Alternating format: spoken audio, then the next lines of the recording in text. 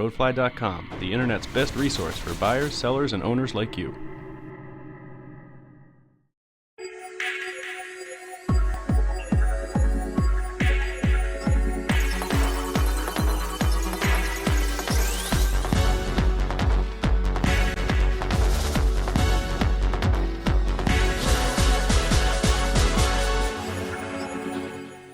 Hi, I'm Ross Rappaport with Roadfly.com. Thanks for watching this episode of Roadfly TV. Today I'm plugging another hole in my automotive experience. I've never driven one of these new Camaros before, and my experience with Chevy's widely acclaimed LS series of V8s is very limited.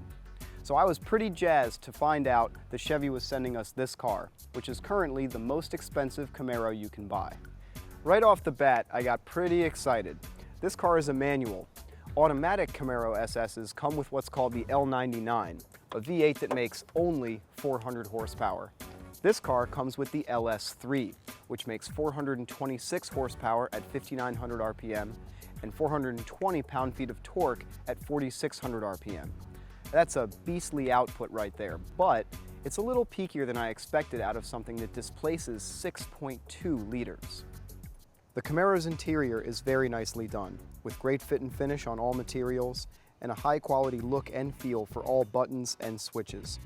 My favorite feature is the heads-up display that projects speed, radio stations, and my turn signal indicators in the windshield.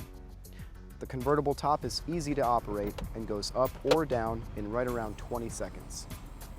Convertibles are always less sporty than their fixed roof counterparts, so I had to temper my expectations a bit for this Camaro.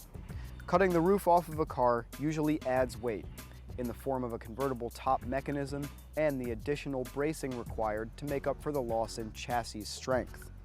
Chevrolet claimed that the Camaro was designed from the ground up to have a drop top, and that they've effectively eliminated the cowl shake that usually plagues convertibles. I'd say that claim is more than a little optimistic. While I do admire how they've managed the cowl shake here, it still exists and hasn't been totally eliminated. So, something that surprised me about this car once I got it on the road is that it just doesn't feel as fast as it really is. I think there's three reasons for that. The first is that it's heavy, at almost 4,200 pounds. You expect convertibles to be heavier, but that's still pretty sizable. Second of all, the torque peak comes in at 4,600 RPM, and I think that's a little bit too peaky for a Detroit muscle car like this. I expected the power to come on earlier in the 2,000 to 3,000 RPM range. And the third is it's too quiet. Again, I say this is a Detroit muscle car, and I think that Chevrolet could have given it a more distinctive, authoritative voice, but I'm not even sure you can hear that. I can barely hear it. However, that's not to say that it's not fast. It will do 0 to 60 in less than 5 seconds, and the quarter mile should drop in the low 13-second range. So it's definitely quick. You suffer at the pump a little bit, 16 miles per gallon in the city, and 25 on the highway. A couple of nice things though. It's really easy to heel and toe downshift, something that surprised me a little bit in a car like this.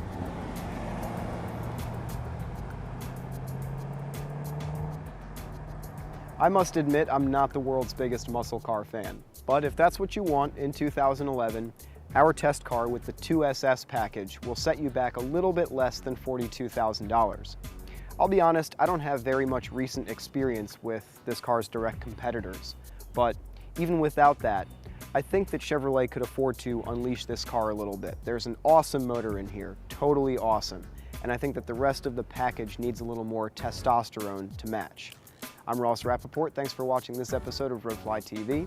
You can find more pictures of the Camaro SS and the downloadable window sticker at roadflytv.com. Please comment on this video, subscribe to our channel. You can even find me on Facebook. I'd love to hear from you. Roadfly.com, the internet's best resource for buyers, sellers, and owners like you.